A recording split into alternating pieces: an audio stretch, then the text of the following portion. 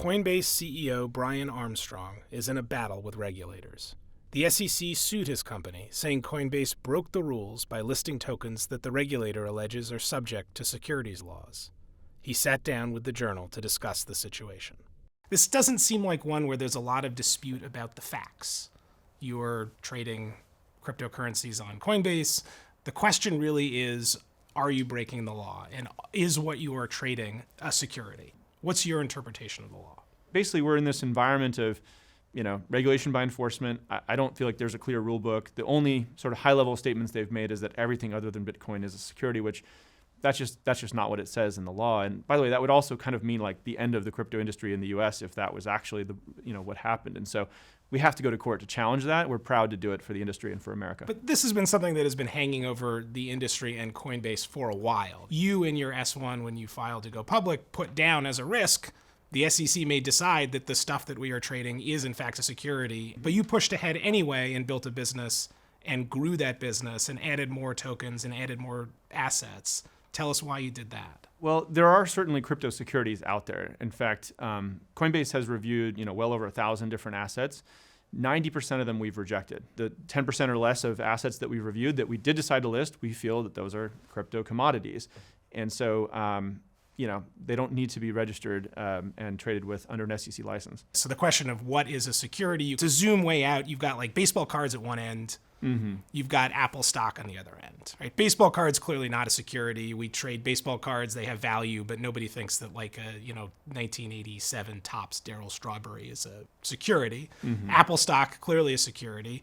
Big gap between those things. Mm-hmm. And the SEC is making arguments that a bunch of things that you trade on Coinbase are more over here, closer to Apple. How do you think about that distinction? There is this thing called the Howey test, right? Which is the definition of a security, and it kind of says, is there an investment of money in a common enterprise with an expectation of profit based on the effort of others? So it has those kind of 4 prongs.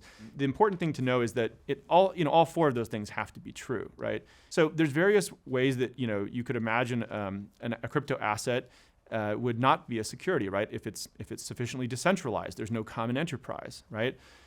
If there's some specific utility around it, it's not just for the purpose of the value of going up, right?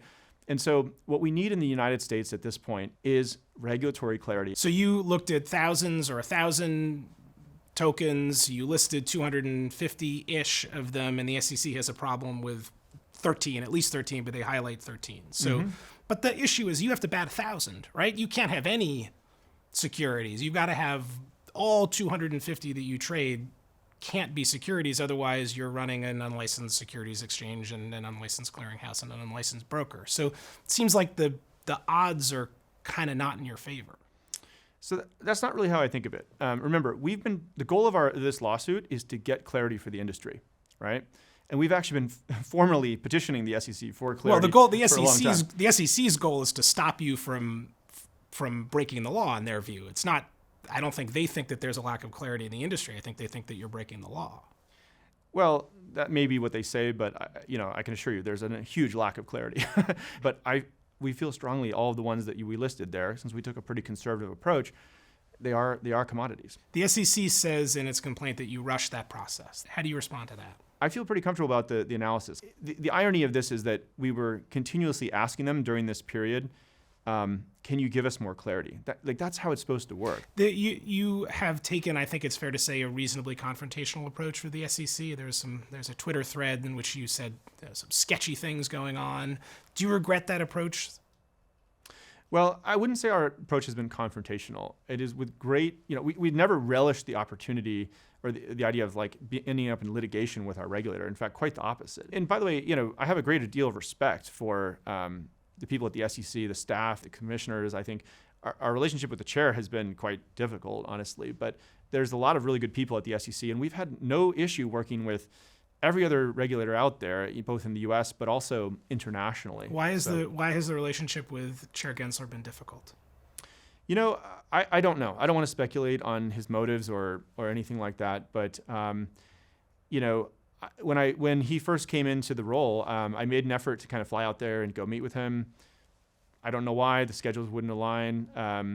We made several attempts. We eventually did get to meet, but only virtually over. Have you this ever was had a COVID. one-on-one meeting in person with him?